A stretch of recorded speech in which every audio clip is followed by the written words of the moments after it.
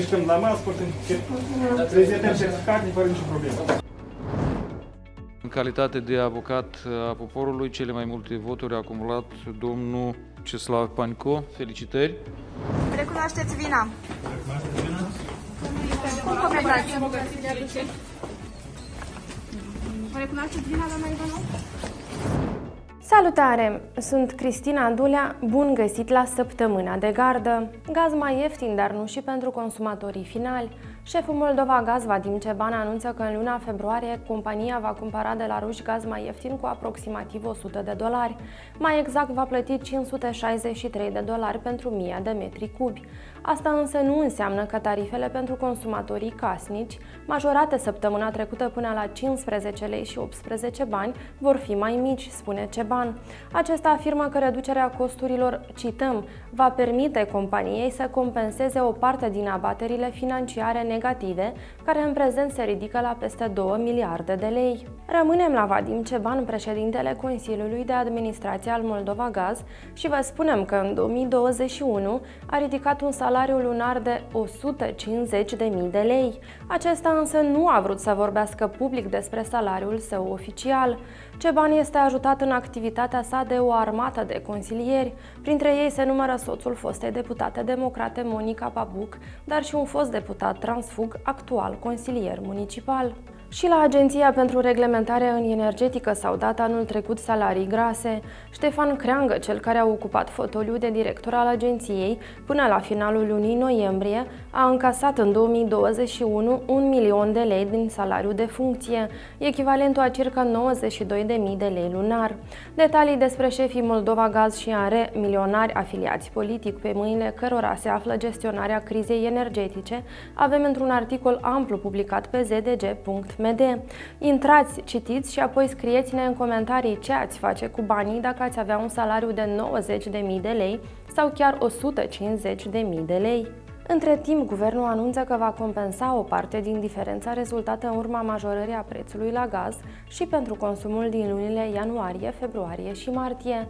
Astfel, prețul plătit de consumatori va rămâne în continuare la 6 lei și 8 bani pentru primii 50 de metri cubi și respectiv 7 lei și 9 bani pentru următorii 100 de metri cubi folosiți. Tot volumul de gaz consumat peste 150 de metri cubi vor fi achitați la prețul deplin de 15 lei și 18 bani.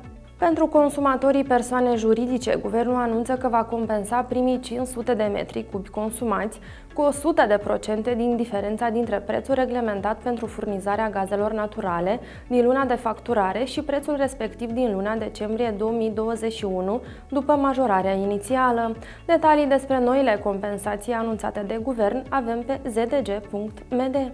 Iar pensiile ar putea fi indexate înainte de 1 aprilie 2022, așa cum prevede noua lege. Anunțul a fost făcut de către președintele Comisiei Parlamentare Protecție Socială, Sănătate și Familie, deputatul PAS Dan Perciun. Acesta afirmă că discuțiile despre aprobarea unei astfel de decizii au fost deja demarate. Discutăm și despre posibilă indexare anticipată. Să o grăbim cu o lună. Frumos.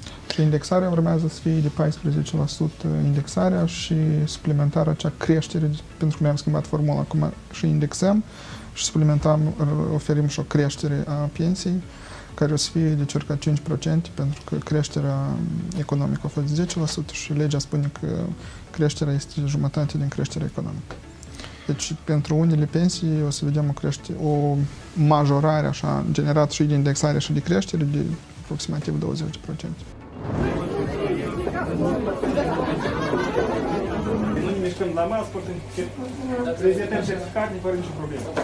De o petrecere mare cu final pe măsură au avut parte peste 100 de clienți care au fost închiși într-un local de noapte din capitală, în momentul în care patronul a văzut că la ușă sunt polițiștii veniți să verifice dacă sunt respectate măsurile de protecție anti-COVID dispuse de autorități.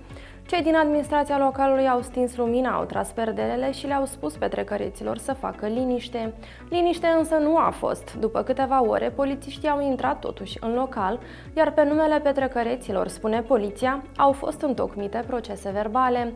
În spațiul public au apărut informații că printre petrecăreții care au încălcat măsurile de protecție anti-Covid ar fi fost și mai mulți judecători și procurori. Procuratura Generală a anunțat că s-a autosesizat și verifică informațiile, dând asigurări că dacă vreun procuror a participat la petrecere, acesta va fi sancționat. N-am nicio vină. Toate veniturile noastre sunt mai mari decât cheltuielile. Și n-am mâncat nimic. Recunoașteți vina? Cum comentați? Recunoașteți vina, doamna Ivanov?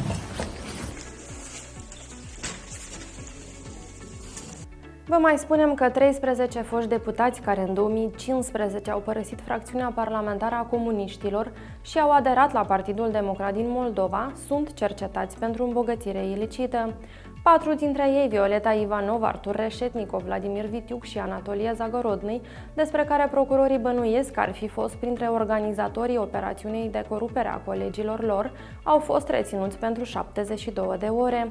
Reținut în acest dosar a fost și ex-deputatul Sergiu Sârbu. Acesta este bănuit că ar fi încercat să obstrucționeze actul justiției, după ce, în ajun, l-a informat pe Artur Reșetnicov, unul dintre deputații transfugi, că urma să fie vizat de perchezițiile organelor de drept. Detalii despre averile tuturor celor 13 transfugi bănuiți de îmbogățire ilicită avem pe zdg.md.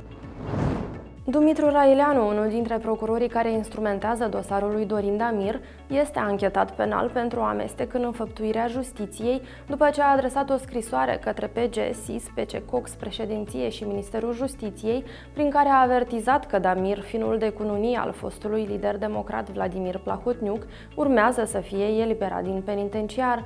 Ziarul de Gardă a discutat cu toți destinatarii scrisorii și vă prezintă opiniile acestora într-un articol care poate fi citit pe zdg.md. Iar Sergiu Bularu, magistratul de la Judecătoria Chișinău, sediul Buiucani, care în anul 2020 a admis demersul procurorului general suspendat Alexander Stoianoglo privind suspendarea executării pedepsei de către controversatul om de afaceri Vyacheslav Platon, a depus cererea de demisie la Consiliul Superior al Magistraturii. Să vedem ce urmează. Tot la capitolul Justiție, în debutul acestei săptămâni, președinta Autorității Naționale de Integritate, Rodica Antoci, a fost audiată de procurorii anticorupție și a fost recunoscută în calitate de bănuită într-un dosar penal privind depășirea atribuțiilor de serviciu. În cadrul procedurii de audiere, ea nu și-a recunoscut vinovăția în săvârșirea infracțiunii de care este bănuită și a solicitat termen pentru a se pregăti de audieri. În context, președinta ANI a anunțat că a contestat în instanța de judecată încheierea judecătorului de instrucție privind autorizarea perchezițiilor la domiciliul său. Bună ziua! Bună ziua! Domnul Cebotari, bine ați venit la interviu pentru funcția de membru al CSP din partea societății civile. În această săptămână au avut loc și noi numiri importante în funcții. Andrei Cebotari a fost desemnat de Parlament membru al Consiliului Superior al Procurorilor. Candidatura acestuia a fost susținută de 56 de deputați PAS. CV-ul complet al noului membru al CSP din partea Parlamentului, dar și despre legăturile sale cu un deputat PAS, citiți pe site-ul nostru. În calitate de avocat a poporului, cele mai multe voturi a acumulat domnul Ceslav Paņko. Felicitări! Începând cu această săptămână, avem și un nou avocat al poporului. Ceslav Paņko este cel care a obținut votul de încredere al deputaților. Proiectul numărul 20 din 0102 2022 a fost susținut de 58 de deputați. Vă mulțumim! Și tot din această săptămână, Centrul Național Anticorupție are un nou director. Iulian Rusu, actual secretar de stat la Ministerul Justiției, este noul director al CNA. Acesta declară că deține în proprietate 2 apartamente și 2 automobile, iar pe parcursul anului 2020 a avut venituri oficiale de circa 1,2 milioane de lei din activitatea la mai multe ONG-uri, atât în țară cât și peste hotare. Mai multe detalii despre noul ombudsman și noul director al CNA avem pe zdg.md. Iar președinta Maia Sandu a propus modificarea legislației pentru a face posibilă punerea în practică a mecanismului de confiscare extinsă a averilor acumulate prin acte de corupție. Mai exact, organele de drept vor putea confisca și averile înscrise pe numele rudelor persoanelor care au dobândit bunuri ilicit. Principalele propuneri care se conțin în inițiativa legislativă le avem pe zdg.md. Vă mai informăm că la 10 zile de la desemnarea sa în funcția de membru al Consiliului Superior al Procurorilor din rândul societății civile, Gheorghe Avornic și-a anunțat demisia. Avornic, anterior cercetat penal și vizat în investigații jurnalistice, spune că a luat această decizie benevol și nesilit de nimeni, pentru ca Academia de Științe, cea care l-a desemnat, să nu sufere. Este important să vă spunem că de luni 7 februarie, elevii din instituțiile de învățământ din țară se întorc la lecții cu prezența fizică. Un anunț în acest sens a fost făcut de către autoritățile din educație. Din acest an, Republica Moldova devine al 35-lea stat care a ratificat Convenția de la Istanbul. Instrumentul de ratificare a Convenției Consiliului Europei privind prevenirea și combaterea violenței împotriva femeilor și a violenței domestice a fost depusă la Strasbourg de către Daniela Cușbă, ambasadoare și reprezentant permanent al Republicii Moldova pe lângă Consiliul Europei. Potrivit procedurilor oficiale, Convenția va intra în vigoare începând cu 1 mai 2022. Tot în această săptămână, Federația Rusă a anunțat că începând cu 1 februarie a interzis importul de ouă și carne de pasăre din Republica Moldova. Motivul? Răspândirea gripei aviare într-un sat moldovenesc. Responsabilii de la Agenția Națională pentru Siguranța Alimentelor susțin însă că nu au primit nicio informare oficială în acest sens și că în ultimii ani Republica Moldova nici nu a exportat carne de pasăre sau ouă în Federația Rusă. Atât pentru această săptămână. Rămâneți de gardă alături de noi și pe site-ul zdg.md, dar și pe canalele noastre de YouTube și Telegram. Dacă vă place ceea ce facem, ne puteți susține cu un like sau un share și puteți deveni patron pe patreon.com. De asemenea, puteți abona ziarul nostru, atât ediția tipărită cât și cea electronică, pe abonare.md. Vă mulțumim pentru încredere! Toate bune!